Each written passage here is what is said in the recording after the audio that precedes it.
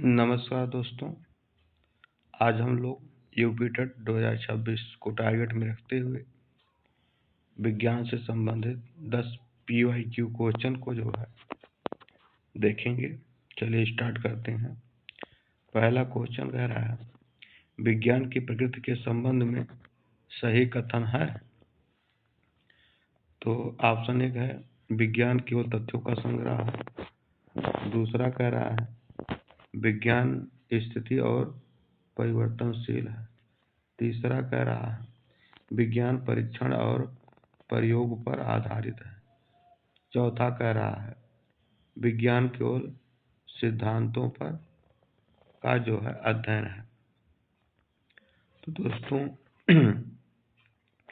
विज्ञान परीक्षण और प्रयोग पर आधारित होता है।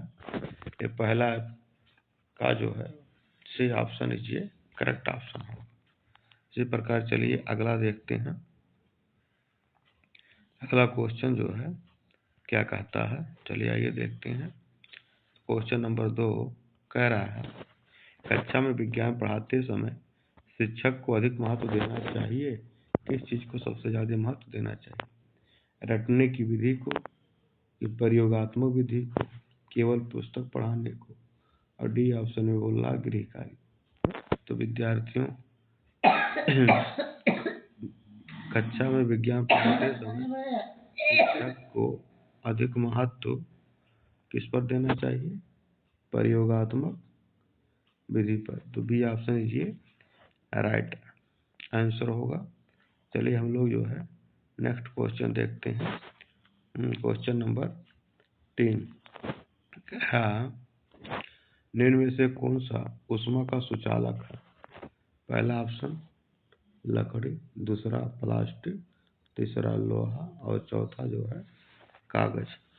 तो दोस्तों इसमें से जो है ऊष्मा का जो सुचालक है, मतलब जिसमें ऊष्मा का प्रवाह होता है, वह हो जाएगा आपका जो है लोहा।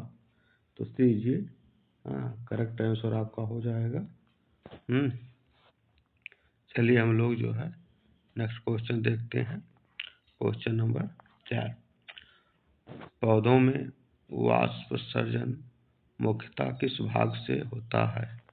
पहला दिया है जड़, दूसरा तना, तीसरा पत्तियां और चौथा उपरोक्त में सभी। तो इसका जो करेक्ट आंसर होगा, वाष्पोत्सर्जन का जो मुख्य भाग होता है वो पत्तियां करती हैं। तो ये करेक्ट आंसर हो जाएगा।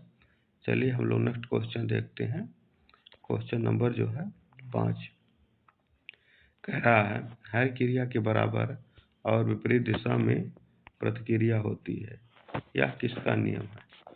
पहला न्यूटन का प्रथम नियम, दूसरा न्यूटन का द्वितीय नियम, तीसरा न्यूटन का तृतीय नियम, चौथा गुरुत्वाकर्षण का नियम। तो दोस्तों यह जो है हर क्रिया के बराबर विपरीत प्रतिक्रिया होती है, यह जो नियम है यह न्यूटन का तीसरा नियम है। तो इसलिए राइट आंसर हो जाएगा। चलिए हम लोग नेक्स्ट क्वेश्चन देखते हैं।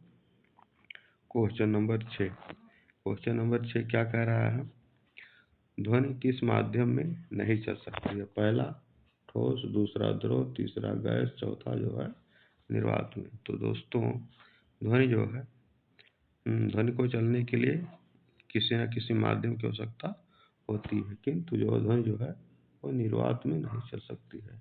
इस प्रकार डी ये करेक्ट आंसर आपका हो जाएगा। चलिए हम लोग नेक्स्ट क्वेश्चन देखते हैं। क्वेश्चन नंबर 7 देखते हैं और 7वां कह रहा है कि मानव शरीर में सबसे बड़ा अस्थि कौन सी होती है? तो मानव शरीर में जो सबसे बड़ा अस्थि होती है वो कौन सी होती है? 4 ऑप्शन दिया गया है, फीमर, टीबिया, ह्यूमरस और रीढ़। तो सबसे बड़ी जो अस्थि होती है दोस्तों वह होती है फीमर। इस प्रकार ये करेक्ट आंसर हो जाएगा। चलिए हम लोग नेक्स्ट क्वेश्चन देखते हैं।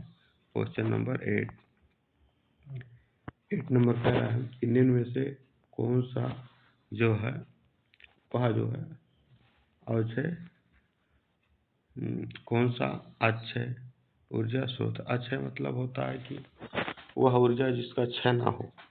हाँ, तो पहला कह रहा है कोयला, दूसरा पेट्रोलियम, तीसरा सौर ऊर्जा और चौथा जो है प्राकृतिक गैस। तो दोस्तों इसका जो है कोयला भी क्षय ऊर्जा है, पेट्रोलियम भी है और प्राकृतिक गैस भी है। इसमें से जो सी ऑप्शन है सौर ऊर्जा, सौर ऊर्जा जो होता है यह जो है अक्षय ऊर्जा का माना जाता है, क्योंकि ये खत्म होने वाली ऊर्जा नहीं है। चलिए हम लोग नेक्स्ट क्वेश्चन देखते हैं। क्वेश्चन नंबर 9, जल का पीएच मान लगभग कितना होता है? पहला ऑप्शन कह रहा है 5, दूसरा 6, तीसरा 7, चौथा 8। तो फ्रेंड्स इसका जो करेक्ट आंसर होगा वह 7 होगा, क्योंकि जो जल होता है उसका पीएच मान 7 होता है, क्योंकि वह 7 जिसका भी होता है वो उदासीन होता है। चलिए हम लोग जो है क्या करते हैं, लास्ट क्वेश्चन इसका देखते हैं।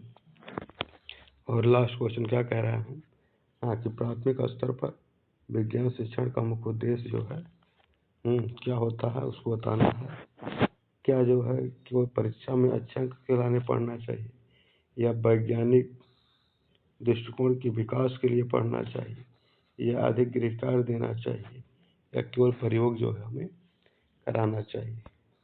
तो दोस्तों प्राथमिक स्तर पर विज्ञान शिक्षण का मुख्य रूप से एक ही उद्देश्य होता है कि वैज्ञानिक दृष्टिकोण का बच्चों के अंदर हमें जो है वो क्या करना चाहिए, वो विकास करना चाहिए। तो भी ये करेक्ट ऑप्शन होगा। तो फ्रेंड्स ये वीडियो आपको कैसे लगी? अगर ये वीडियो आपको अच्छा लगा हो, आपको ऐसा महसूस हो रहा हो कि आपको कुछ सीखने को मिला, तो वीडियो को लाइक कीजिए और ऐसे ही वीडियो को प्राप्त करते रहने के लिए आप मेरे चैनल को सब्सक्राइब कीजिए। धन्यवाद, मिलते हैं अगले वीडियो में।